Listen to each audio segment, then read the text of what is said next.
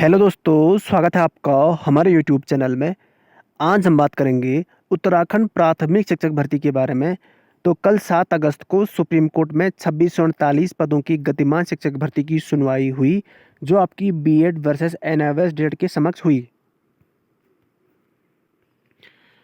दोनों पक्ष यानी बीएड या एनआईओएस डेट के वकीलों के बीच काफ़ी अच्छी बहस हुई। बहस की वीडियो मैंने पोस्ट कर ली थी, आप लोगों ने देख ली होगी। उस पर काफ़ी सारे कमेंट आ रहे थे कि सर क्लियर नहीं हो पा रहा है कि कल की बहसबाजी का जो निर्णय है वो क्या रहा, साथ ही जो नेक्स्ट हेयरिंग डेट मिली है वो कब मिली है और उस दिन फाइनल फैसला आएगा कि नहीं आएगा। डिटेल से चर्चा करेंगे, आप वीडियो में बने रहिए। वीडियो थोड़ी लंबी होगी, तभी आपको एक एक पॉइंट समझ आएगा कि कल क्या क्या हुआ और आगे अब क्या क्या होगा भर्ती में और जो फैसला है वो किस ओर झुक रहा है। तो सबसे पहले हम बात करते हैं बीएड और उत्तराखंड सरकार का जो पक्ष है वो एक ही है और एनआईओएस डेट का जो पक्ष है वो अपना है। यानी बीएड और जो उत्तराखंड सरकार की वकील है उनका एक ही पक्ष है।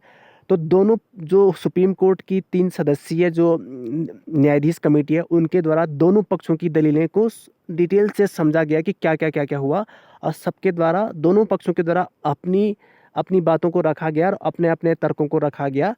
सबसे पहले मैं आपको बीएड के जो वकील है उनका तर्क बता देता हूँ और उसके बाद एनआईओएस डेट के वकील का तर्क बता दूंगा। तो जो बीएड के वकील है उनके द्वारा जो मेन उनका तर्क था कि जो जो एनआईओएस डेट है केंद्र सरकार का वो सिर्फ 18 महीने का है, और साथ ही जो उत्तराखंड का जो डायट डीएलएड है वो आपका 24 महीने का होता है, यानी 2 साल का होता है, जो कि यहाँ पे इनवैलिड उत्तराखंड सरकार मानती है और उनको यहाँ पे प्राथमिक शिक्षक भर्ती में शामिल नहीं कर सकते हैं। साथ ही बीएड के वकील के द्वारा कहा गया है कि उत्तराखंड सरकार और शिक्षा विभाग के द्वारा एनआईओएस डेट के अभ्यर्थियों को कहा गया है कि आपको हम नई प्राथमिक शिक्षक भर्ती में मौका देंगे, और वर्तमान शिक्षक भर्ती में हम आप लोगों को मौका नहीं दे सकते हैं क्योंकि आधी भर्ती प्रक्रिया संपन्न हो चुकी है और आधी भर्ती प्रक्रिया पे आपकी वेटिंग लिस्ट आनी है। इस वजह से हम जो भर्ती प्रक्रिया गतिमान है उसमें नियमावली में संशोधन नहीं कर सकते। अगर हम संशोधन करेंगे तो जो भर्ती प्रक्रिया हो चुके कंप्लीट उनको भी यहाँ पे वापस उनकी नियुक्तियों से लेनी पड़ेगी। इस वजह से हम आप यानी एनआईओएस जिला अभ्यर्थी को गतिमान शिक्षक भर्ती में मौका नहीं दे सकते हैं। और उत्तराखंड सरकार के द्वारा कहा गया था, साथ ही शिक्षा मंत्री और शिक्षा विभाग के द्वारा भी कहा गया था कि एनआईओएस डीएलएड अभ्यर्थी को हम नई जो प्राइमरी की भर्ती आएंगी उत्तराखंड में उनको उसमें मौका देंगे, लेकिन वर्तमान शिक्षक भर्ती में हम उनको मौका नहीं दे सकते। साथ ही बीएड के वकील के द्वारा कहा गया है कि जो 18 महीने का जो कोर्स होता है इनके द्वारा ये इनवैलिड माना गया है प्राइमरी के लिए।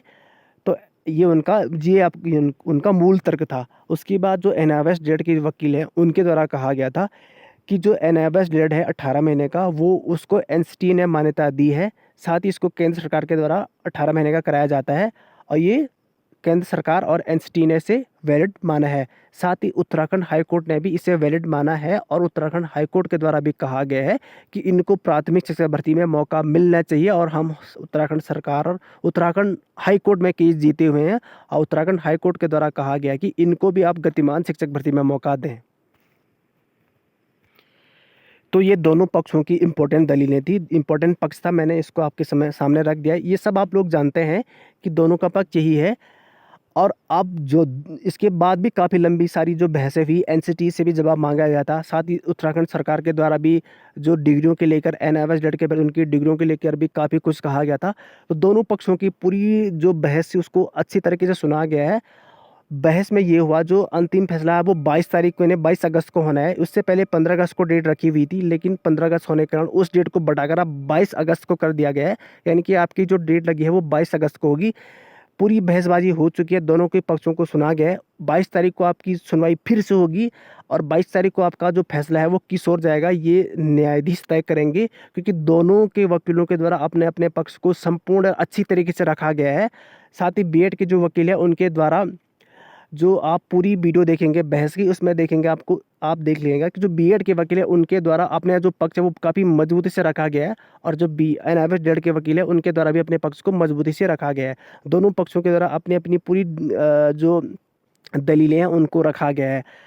तो अब आगे क्या होगा, किसके पक्ष में फैसला जाएगा, ये आपको 22 तारीख को देखने को मिलेगा, क्योंकि अब बहस तो हो चुकी है, उस दिन भी यहाँ पे बहस होगी और बहस होने के बाद जो 3 सदस्यीय सुप्रीम कोर्ट की जो कमेटी है वो इसका फैसला लेगी कि जो फैसला है वो किस ओर जाएगा। और जो वकील हैं उत्तराखंड सरकार के, उनके द्वारा भी कहा गया है कि प्राइमरी में काफ़ी सारे पद रिक्त हैं, काफ़ी ऐसे स्कूल हैं जहाँ पे अध्यापकों की काफ़ी सारी कमी है। तो इस भर्ती का जो निर्णय है वो जल्दी से जल्दी लिया जाए, ताकि हम नई प्राथमिक शिक्षक भर्ती को शुरू करें और गतिमान शिक्षक भर्ती को पूर्ण करें। तो देखते हैं अब 22 तारीख को किसकी ओर फैसला जाता है। दोनों पक्षों की दलीलों की वीडियो मैंने पोस्ट कर ली है, आप उस वीडियो को भी देख सकते हैं। बाकी मैंने इस वीडियो में आपको इम्पोर्टेंट जो फैक्ट है वो बता दिया है कि इम्पोर्टेंट फैक्ट क्या क्या रखा गया था दोनों वकीलों के द्वारा।